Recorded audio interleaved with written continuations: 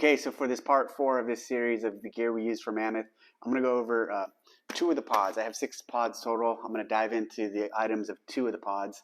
Um, the 2 pods that I'm going to dive into are the first 2 that are packed into the pack.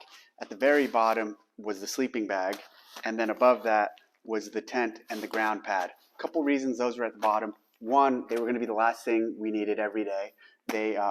We didn't need them during the day, during the shooting stages, so at the end of the day, you pull everything out and get those items from the bottom. 2, the sleeping bag especially is fluffy and light, takes up a lot of space. This stuff is a little heavier, but generally speaking, when you pack your bags, you want the lighter stuff towards the bottom and the heavier stuff higher and closer to your back. So, and also stuff that I didn't want crushed or stuff that I needed quickly, we put closer to the top. The heaviest stuff, the pistol, etc., the ammo, went to the top, as most of this other stuff that didn't need to be protected went to the bottom. So at the very bottom was the sleeping bag, and the sleeping bag that we chose was by Western Mountaineer. They're actually a company out of San Jose, so right over the hill, and it was the Astra Light. And so it's a down bag. It weighs 16 ounces and is rated to 26 degrees. So I did a lot of research on where we were doing the match and what the temperature was like there. And I saw in years before, it typically didn't get lower than 30. So I figured a 26 degree bag, especially with all the other clothes we'd have, would work fine. This is down. So those of you who know anything about camping and this type of stuff, down, if it gets wet, basically becomes useless. So I had to take that into consideration. And I from looking at historical weather for that match and that time frame, I wasn't too worried about it raining too much. I also, if it was going to rain while we were there, I would have protected this with a trash bag, basically in packing. I would have put it in something to keep it dry. This bag weighs a total of 16 ounces. And one of the reasons why it's so light, besides the fact that it's down, is also because it doesn't even have a zipper. So it's basically like it's a mummy bag we just slip into, and that not having a zipper saves a lot of weight. So down bag by Western Mountaineer. I think it's about $400, so it's not cheap. It's kind of expensive. This was the bags we both used. Super happy with it. I'll show you the whole system, but real quick, I'll talk about this.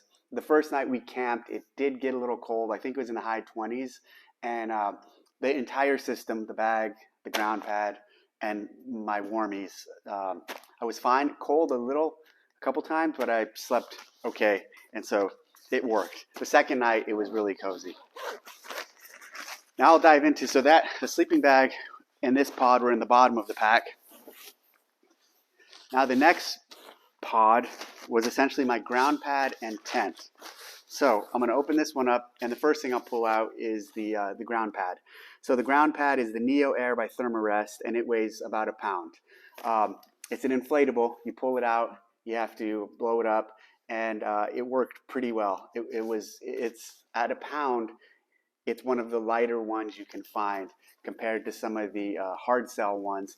With this inflatable, there's always the risk of punctures, but I wasn't too worried about that. We were only going to be out for 2 nights, and if there was an issue, we just suck it up. So didn't want to go with the heavier ground pads, the heavier closed cell foam ground pads. Went with this super lightweight Thermarest that cost about $200, and happy with how this one worked out too. Also, at the last minute, I threw in this space blanket, as just in case the other stuff wasn't warm enough, as an emergency piece. Didn't need it, took it.